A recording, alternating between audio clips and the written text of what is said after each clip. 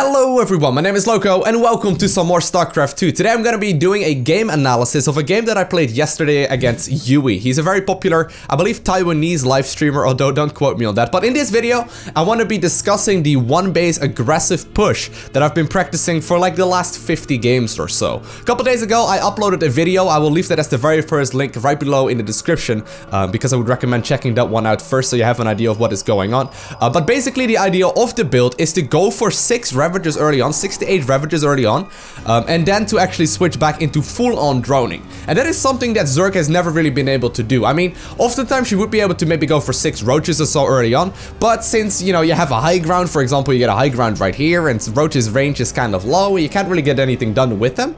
Oftentimes it just ended up being pointless. But in one of the recent patches, they upped the range of the basic ability of the Ravager significantly, so I believe it's 6 range right now, which means that you can be shooting up ramps relatively easily. But on top of that, obviously, Ravagers have the corrosive bio ability that allows you to shoot something at 9 range.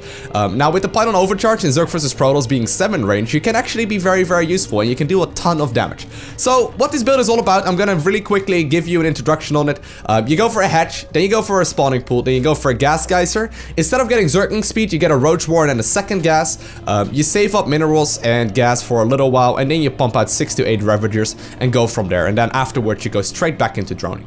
Now, I've been doing this a lot for the last 50 games or so, like I said, especially in Zerg vs Terran. I've noticed in Zerg vs Terran that if they go for their standard like Hellion Hellbat into Liberator push, which is 100% standard right now in Zerg vs Terran, you basically win the game straight up because they don't expect 6 Ravagers to knock at their door. And I would not be surprised if this build is going to be 100% standard in Zerg vs Terran if the Zerg scouts that the Terran player is not going for any kind of bio opener, or if they scout that they're not going for any kind of benchy openers. And it's basically, I'm pretty convinced that this could be a meta change, especially in Zerg vs Terran. I've been winning I think about 80% of my Zerg vs Terrans because of this build, and it's been working very well. On top of that, I also have been doing it in Zerg vs Zerg a little bit. In Zerg vs Zerg, it works alright, but there's a lot of like Ling Bailing cheese and whatnot going on right now in Zerg vs Zerg that I don't really enjoy it as much. In Zerg vs Protoss, though, is the one thing that I've been struggling at the most. So in Zerg vs Protoss, there's a couple of ways Protoss can deal with this aggression. For example, what they can do is actually go for a very quick Stargate, which is in pretty much like 50% of the Zerg vs Protoss games the case right now, where they go for a quick Stargate and they just sort of start pumping out one Oracle and then switch into Void Rays. And obviously, Void Rays, you know, Ravagers cannot really shoot up, so the Void Rays are just going to be able to deal with it. However, even in that scenario, oftentimes you can still put on plenty of pressure, and because of all the droning you do behind it, you will still be able to be in a very, very nice position. Now, in this specific game, I'm scouting around right here. I'm trying to figure out whether or not he is indeed going for a Stargate, because if he's not, let's say he's going for Dark Templar Rush, or let's say he's going for I don't know, like a robotics facility or a Twilight Council or something like that, I will have a very easy time dealing some damage with this build as well. So as you can see, in this specific case, I go for an 8 Roach variant rather than the 6 Roach one, which is what I've been doing the most of. This one works very well as well, even saving the life of that one Zergling right there. But I'm gonna be going for a bunch of Roaches with this as well, and I believe I then end up having 3 Roaches and 5 Ravagers, something like that. It's something I've been testing over the last couple days just to figure out what is best. But as a follow-up to this, I'm gonna be droning up exclusively. So right now I got my Roaches out. I find a Zealot on my side of the map as well, and I'm gonna just be pushing across the map right now. Now, in the meantime, what I'm gonna follow this up with as well is a whole bunch of drones, obviously, and I do want to go for a 3rd base as well. So the best thing I've noticed with this build is because we are skipping out early Zergling speed, we aren't having any kind of Zergling speed, and we just simply don't have the gas for that. Going for an all-in off of this is not really worth it. It's much better to just make like one big swell of Ravagers, so in this case it's gonna be 8, and then switch into full-on droning. Because, you know, you're gonna need the gas anyway to add on the Ravagers, and you're gonna be floating minerals. It is much better to just make exclusively drones for a little while and then add on the Ravagers. Now, in this specific game, as you can see, I noticed my opponent is going for pretty standard play. I noticed with the first Overlord in the natural that he was adding on extra gates right here, but also that he had the double gases not significantly earlier than any other time. So I know right now that it's very unlikely that he is going for any kind of Stargate play. It seems to be the case that they stick to 2 gas for a little while longer. Now, what I'm trying to do with this push is just as much damage as possible. Keep in mind, Zerg vs Terran, this would pretty much be an auto win in this scenario if he was going for the standard place. In this specific game, I'm just trying to get value out of whatever I can. Now, one thing to note about Protoss, however, is that the pylon overcharge, which is the new photon overcharge that you can now put down on a pylon, is actually extremely good against this. So you need to snipe down pylons ASAP. Like, it's even more important to snipe down pylons right now than it is to snipe down anything like for example, what are they called? The cannons, for example. So right here, I'm just trying to do whatever damage I can. I've not really killed that many workers. I mean, I killed 14 actually. That's a pretty big amount. But I've not like killed a game-ending amount of workers. But you gotta keep in mind, while he is warping in constant units right now, just to try and see if he can hold this, I am in the meantime making exclusively drones. He doesn't really have the resources to do so, right?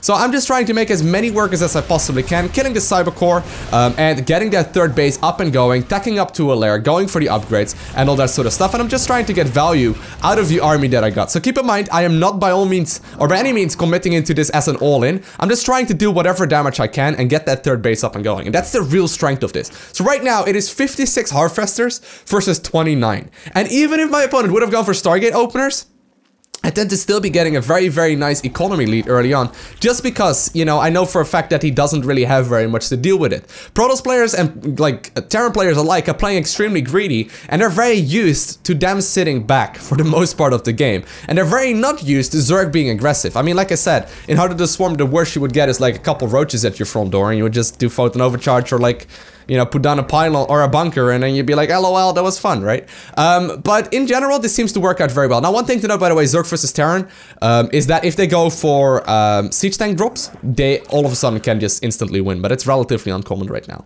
I don't really see it all too much. So at this point in time, I know for a fact that I killed significant economy of my opponent. I know for a fact that I will likely have to face an all-in from here on out. Now, one thing to ensure this is to poop creep on his third base, and even though the creep dissipates a little faster in the latest patch, this is gonna, you know, at the very least give me vision of when he moves out. So just in case, I am getting spore crawlers in every base, just in case he goes for Warp Prism, if he goes for Dark Templar, if he goes for Oracle, I may as well just make down the spore crawlers right now, just to prevent any kind of silly losses right now. And from here on out, since I have that superior economy, and I know for a fact I have that superior economy right now by having a third base, and knowing my opponent doesn't have one, I'm just gonna sit here and make a non-stop army. And that's exactly what most of my games over the last couple days have been looking like. If I do substantial amount of damage early on, I will be able to switch into, you know, use that bigger economy, and I will be able to switch into a bigger amount of units. It doesn't even really matter what I make right now. I can go for Ravager Zergling, I can go for pure Hydra Zergling, I can go for Roach, like pure Roach with upgrades. Like, you can go for a ton of different things. And for the most part, as long as you're like safe against everything, and the same goes obviously versus Terran, where the spore crawlers are still gonna be worth it, oftentimes at the very least, it's all good to just do whatever unit you want. I mean, you could probably pull this off with pure Zergling if you go for the double upgrades and tech up towards Mutalisk or something like that. Although this is just the very safest I can go for. I'm even adding on spine crawlers right now, just in case. But yeah, I've just been making non-stop army right now, and I'm trying to figure out where my opponent wants to engage me. And knowing that I have that superior economy just gives me, like, it just gives me the guarantee right now that I have a bigger economy. Or that I have a bigger army. The only thing I need is time, right? Let's say I have 50 Harvesters and he has 20. I mean, the longer the game goes on, the more units I will be able to create, and oftentimes it doesn't even really matter what you do.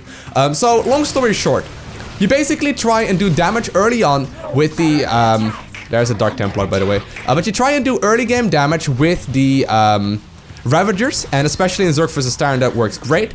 In Zerg vs Protoss, it works great if you realize they aren't going for a Stargate. And then you switch into a ton of workers, so you make tons and tons and tons of drones while you are trying to do some damage with the Ravagers. You make purely drones, and then as a follow-up, you just get that economy established. And then when you are done making drones, which in this case I actually lose a bunch of, I don't know exactly how many I lose 8 right there, which isn't ideal. But you know, once you know you have that bigger economy established, you can go ahead and make non-stop army, and oftentimes it doesn't even really matter what you have. So right now I'm just waiting for upgrades to finish up. +1 armor, actually, I think I just finished. Let me have a double check at that. Yeah, I did just finish up +1 armor. And right now I'm just gonna move out across the map, bring some spore crawlers with this army as well. I got the Hydra Den finished up already with its upgrade. I'm gonna morph that into a Lurker Den. I did get the Ravager new upgrade as well. What's it called? Pressurized glance, if I'm not mistaken, like that new upgrade that basically makes it way stronger. And, you know, it gives them 13 range right now on the corrosive bio ability. Hydras with upgrades, roaches with upgrades, and knowing that I had that superior upgrade or that superior amount of economy early on, I will be able to just simply win the game straight up right here. So I hope you guys at least got a little bit more insight in how this build works. I would highly recommend you give it a try.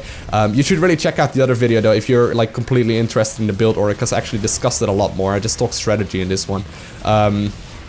But it's very fun to mess around with, and it's actually really nice. Like, it's a really nice change to be able to do early game aggression as Zerg, and not like just have Protoss and Terran completely decide the early game like they have been able to do for a long time. I mean, basically what Protoss and Terran have been doing for the longest time is figure out how to hold the Roach aggression and then be as greedy as possible from there on out. But right now, the Ravagers switch up everything in the early game, and I have been, you know, I've been having a blast. So I hope you enjoyed this video. Let me know down below if you would like to see more of these kind of strategy talks, because I'm never really like 100% sure if people actually enjoy these.